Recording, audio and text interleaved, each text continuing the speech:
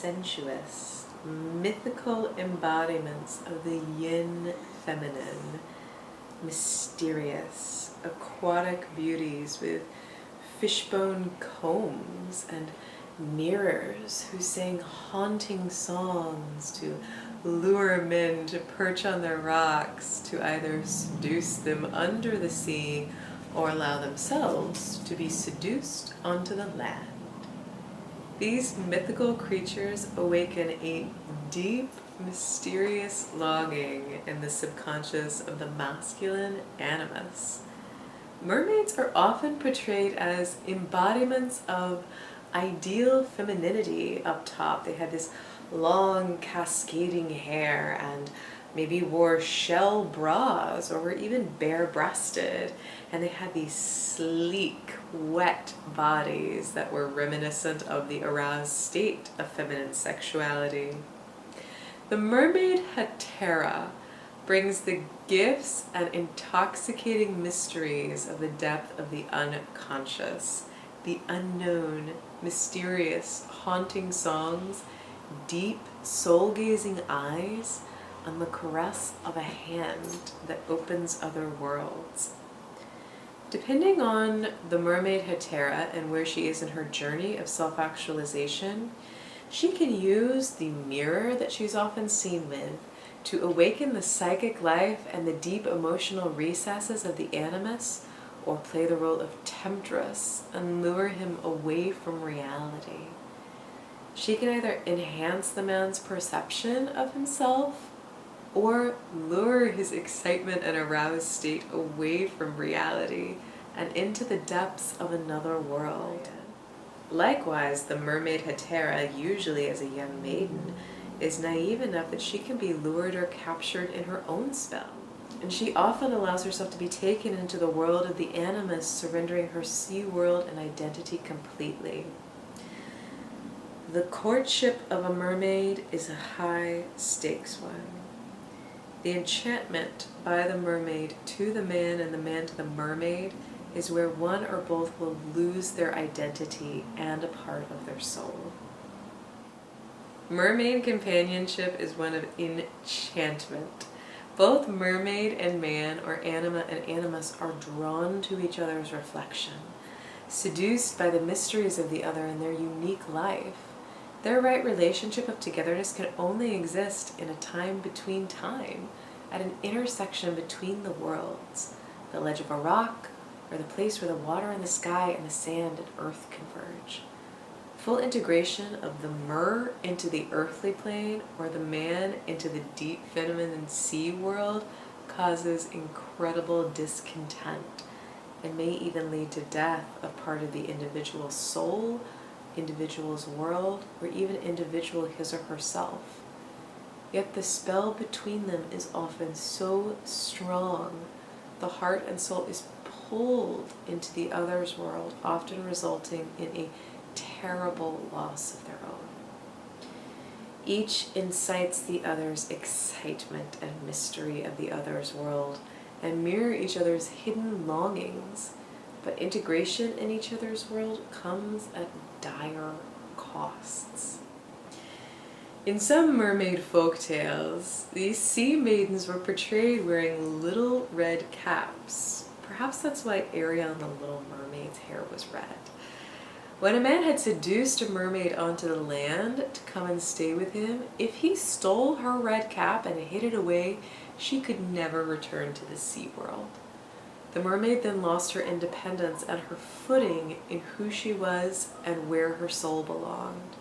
She then lived constantly in a longing, so painful neither her nor her beloved could ever truly be happy, because she was a shell of the creature he previously met who enchanted him. She was shrouded in sorrow, caught on the other side of her world and identity without a way to return to her true home and true self. In Irish and Scottish mythology, mermaids were called the Merrow and were sometimes seen as benevolent beings, gentle and affectionate, and were capable of attachment to human beings, but without fail, after some time, they would inevitably return to the sea and to their true selves and their true home. Mermaids are not meant to be kept.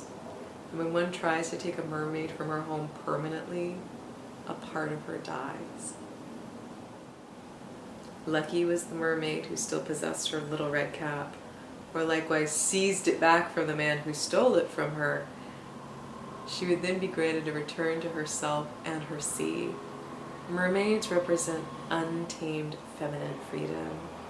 They're rebellious spirits and have a ferocious sense of independence. They can never be contained. They're a bit like gypsies of the sea.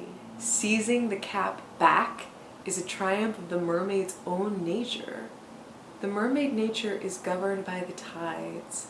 She can be washed into the life of the animus just as quickly as she can be pulled out of his. Mermaid is an enchanting spirit, seductive, arousing. Likewise, if the masculine animus is drawn into the mermaid's world, a part of him is lost as well. Advice: know where your red cap is at all times.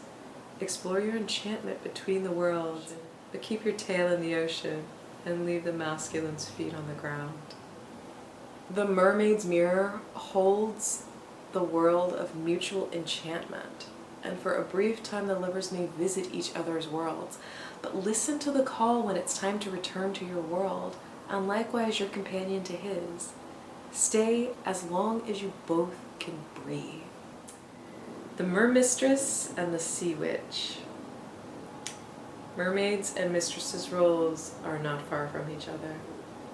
She is a woman who has drawn the animus into a different, often secret, parallel reality, creating a split in the animus.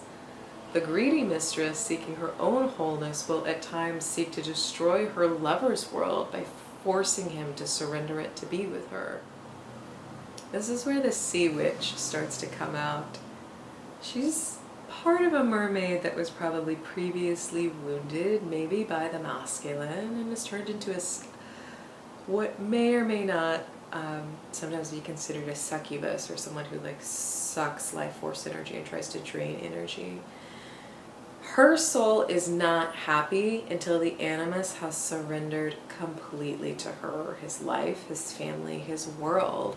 She's a bit of a dark dominator energy, and maybe at times emasculates the masculine. She wants to be queen of his world and will not be settled until she is, and often sinks both herself and the animus in the process. Think of Ursula in The Little Mermaid holding a grudge for years over King Triton for having been evicted from the Mer Kingdom for practicing black magic. The dark anima mermistress, who might even be considered a sea witch, uses her magic and enchantment for personal gain. Her dark face of the wounded feminine seeks total submission from the animus, generally in a misguided quest for validation, healing, and retribution around a previous wound that was inflicted. Like the mistress who makes the man she's seeing leave his family to be with her, it's a spell that can only backfire, for not only will she drown her lover, but she'll never be accepted into the sea kingdom or integrated wholly into the king's family, community, or sea world. Part of her seeks to devour him and his other world completely so that they can be together, but the being together is usually an illusion, that is an empty one. She is the one who would drown her companion and would only be satisfied if he gave up his entire world to be with her. Here's a Yeats poem I appreciate around talking about this archetype. A mermaid found a swimming lad, picking him for her own, pressed her body to his body, laughed, and plunging down, forgot in cruel happiness that even lovers drown. It's not to say that when the mermaid archetype is active, it's bad or it's wrong, maiden or mistress, but the place of right relationship is a brief dance between the worlds. The right relationship is one that involves an intersection of realities, sea and land, earth and sky. To remove one or the other from this reality creates this disharmony or discord in the soul. And eventually one loses part of him or herself when absorbed wholly in the other's world. The mermaid's call is hard to resist because the enchantment is so powerful. For the mermaiden, she's coming into her power and longs for union with the animus enough at times to give up her own home and identity. Likewise, the other possibilities, the call of the mermaiden is so strong that the masculine surrenders everything in his life to follow that completely. Mermaids at their essence are muses. Through the masculine's excitement and arousal, they beckon and entice with their big fin tail plunged into the ocean, which also represents the subconscious. However, their right relationship is between the worlds, and they'll only ever have a healthy dance together if they both stayed anchored in their individual realities, coming together enough to inspire each other and following the tides back again when it's time to let go. What do mermaids dream?